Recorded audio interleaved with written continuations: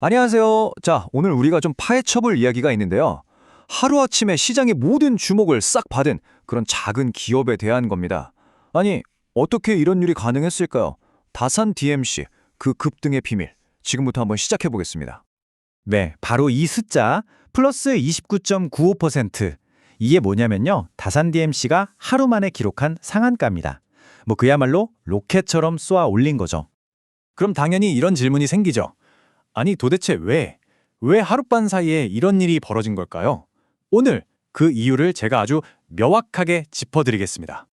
자, 그럼 이 놀라운 급등의 방아쇠를 당긴 게 과연 뭐였을까요? 바로 그 첫 번째 단서부터 한번 살펴보시죠. 이게 핵심인데요. 놀랍게도 다산 DMC. 이 회사 자체에 있었던 게 아니에요. 그러니까 이 급등이 무슨 실적 발표 때문에 그런 게 아니었단 말이죠. 바로 저 바다 건너 구글의 자율주행 프로젝트 웨이모가 일으킨 이 거대한 파도 때문이었습니다. 자, 이 흐름을 한번 보세요. 웨이모의 자율주행 택시에 어마어마한 돈이 몰린다. 이런 소식이 딱 들려오니까 시장의 판이 바뀐 겁니다. 관심사가 차 그 자체에서 이 차들을 가지고 택시 서비스를 어떻게 운영할 거냐 이걸로 옮겨간 거죠. 그리고 바로 이 지점에서 관련된 인프라 기업들 주가가 들썩이기 시작한 겁니다. 자, 이제 이야기의 진짜 알맹이 핵심으로 한번 들어가 볼게요. 시장이 주목했던 진짜 이유는요. 자동차가 아니었어요. 바로 인프라였습니다. 이 부분이 정말 중요합니다. 웨이모는요. 우리 같은 개인한테 차를 파는 그런 회사가 아니에요. 여기 보시는 것처럼 수많은 자율주행 택시, 이걸 하나의 군단처럼 직접 운영하는 서비스 기업이라는 거죠. 바로 이 지점에서 모든 퍼즐이 딱 맞춰지는 겁니다. 시장의 관심은 차에 달려있는 센서, 카메라 이런 게 아니었던 거죠. 이 수없이 많은 택시들을 저 멀리서 보이지 않는 곳에서 연결하고 통제하는 소프트웨어 인프라, 여기에 꽂힌 겁니다. 그리고 바로 그 기술을 가진 회사로 다산 DMC가 지목된 거죠. 그렇다면 이 이야기의 주인공, 다산 DMC는 정확히 어떤 기술을 가진 회사일까요? 핵심 사업 구조를 한번 뜯어보겠습니다. 사업 구조를 보면 아주 명확해요. 왼쪽에 있는 커넥티드카 소프트웨어는 차량 자체를 똑똑하게 만드는 거고요. 오른쪽에 있는 모빌리티 플랫폼은 그 똑똑해진 차들을 마치 군대처럼 관리하는 기술입니다. 특히 시장에 주목한 건 바로 이 두 번째, 그러니까 대규모 차량을 관리해본 경험이었던 거죠.